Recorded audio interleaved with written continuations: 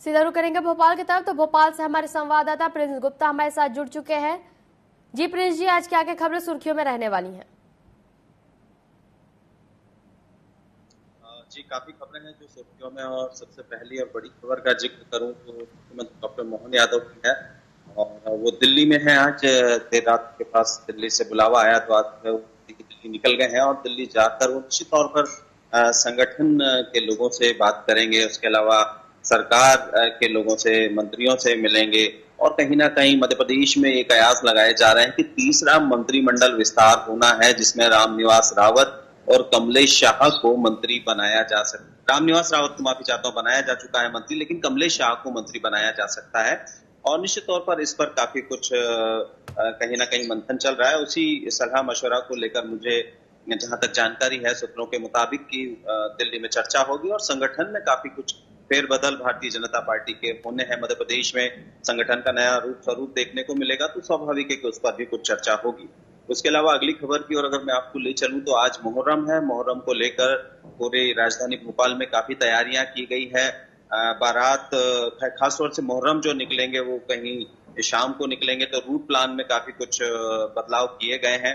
सवारियां निकलेंगी, और निश्चित तौर पर जहां जहां जिन चौराहों पर ये आयोजन होंगे वो तमाम सुरक्षा व्यवस्था भी चाक चौबंद की जा चुकी है। और उसके अलावा रूट प्लान में काफी कुछ बदलाव किया गया है। अगली खबर की ओर मैं आपको ले चलता हूं तो वो स्कूल शिक्षा विभाग की तरफ से है।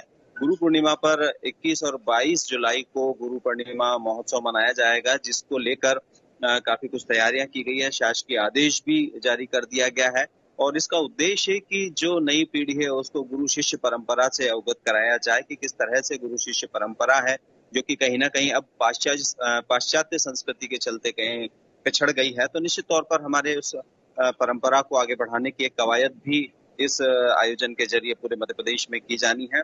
उसके अलावा एक और अगली बहुत बड़ी और अच्छी खबर है कि राजधानी भोपाल में ई बसों का संचालन किया जा रहा है, और निश्चित तौर पर 120 करोड़ से कई डिपो बनाए जाएंगे, और 552 बसें लाई जाएंगी, जो राजधानी के अलावा 5 अन्य शहरों में भी चलेंगी।